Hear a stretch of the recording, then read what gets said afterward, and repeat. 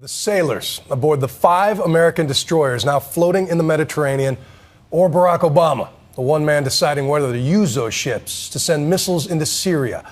Nothing but somber faces around the table in the West Wing this morning as the president met with his security staff. And this afternoon, his Secretary of State John Kerry stepped before cameras with intelligence that the Syrian army used poison nerve gas to beat back the rebellion in the Damascus suburbs last week and killed over 400 children. Aside from punishing Assad, he said an American strike is needed to send a message to our enemies in Iran and North Korea. We choose to live in a world where a thug and a murderer like Bashar al-Assad can gas thousands of his own people with impunity, even after the United States and our allies said no. And then the world does nothing about it. There will be no end to the test of our resolve and the dangers that will flow from those others who believe that they can do as they will. A few hours later, President Obama wasn't nearly as passionate as Kerry, saying he has yet to make up his mind on an attack, while most of Congress, the American public, and even our closest ally, Britain, wishes he wouldn't. And I assure you, nobody ends up being more war-worthy than me. But what I also believe is that part of our obligation as a leader in the world is making sure that when you have a regime that is willing to use weapons that are prohibited by international norms on their own people, including children, that they are held to account. And certainly weighing on his mind tonight just how much more deadly gas is stockpiled in Syria. And for a deeper look on what that means, here's ABC's Brian Ross. Experts say there are enough chemical weapons in Syria to kill hundreds of thousands of people. It's probably fair to say that the Syrians have the largest known chemical weapons inventory on the planet.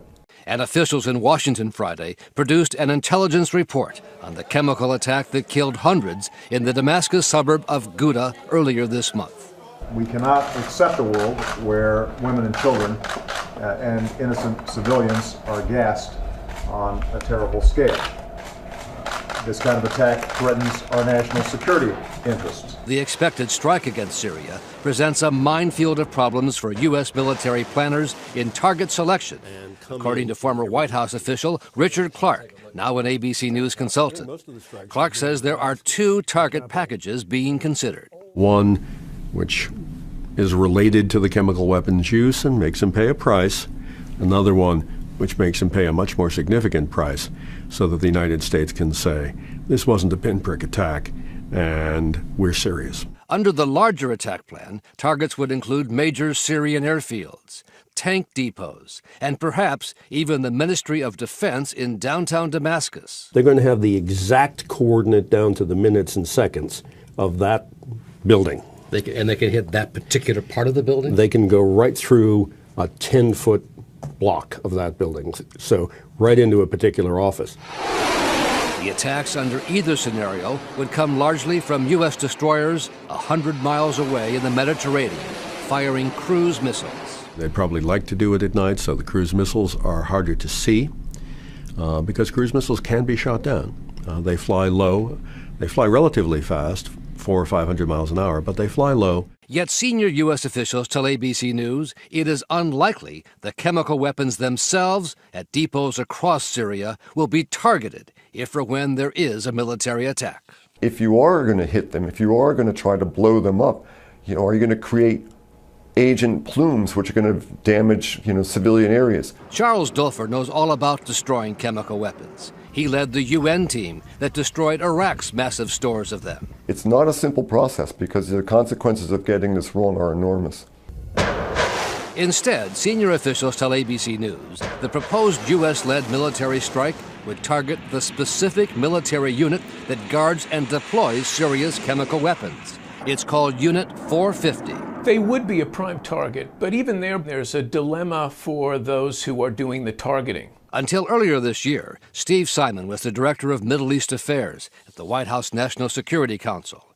He is now an ABC News consultant and director of the International Institute for Strategic Studies. If you're going to strike in a way that is directly related to chemical weapons use, you'd have to hit some part of Unit 450. On the other hand, the administration has got to be concerned that chemical weapons stockpiles don't leak because Unit 450 has been so seriously damaged, it's not capable of preserving and protecting the integrity of the storage facilities where the CW is located. That's because of the fear of what would happen if the regime's chemical weapons ended up in the hands of the rebels, where a dominant group in the opposition forces is an al-Qaeda affiliate called al-Nusra. They are a major part of the opposition, and if they get it, one can't expect them to exercise restraint because of their ideology and their extremism. The role of the al-Qaeda group fighting against Assad is one of the great ironies of the likely U.S. military strike in Syria. 12 years after the 9/11 attacks, the United States finds itself on the same side as al-Qaeda trying to overthrow the Assad regime. It is a great irony. The al-Qaeda group has a series of major training camps in at least 3 different areas of Syria, according to Seth Jones, an expert on al-Qaeda and counterterrorism. It's not just an ally, it is an organization of the sworn loyalty to al-Qaeda in Pakistan. The U.S. is going to want to weaken it over time because a strong, capable al-Qaeda affiliate in Syria will at some point turn against the United States. Syria is already bracing for the attack, with some residents fleeing the country into neighboring Lebanon. Syrian President Assad has said his country will fight back. And in Iran, military officials have threatened to retaliate against Israel and perhaps U.S. targets too.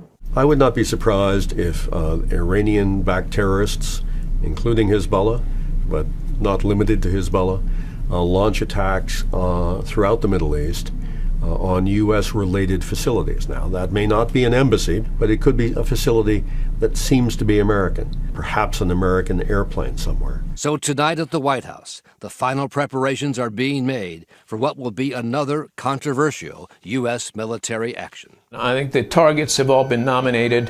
The coordinates have all been loaded into the GPS programs and the cruise missiles that will be used to attack them. It's ready to go. The switch just needs to be thrown. For Nightline, this is Brian Ross in New York.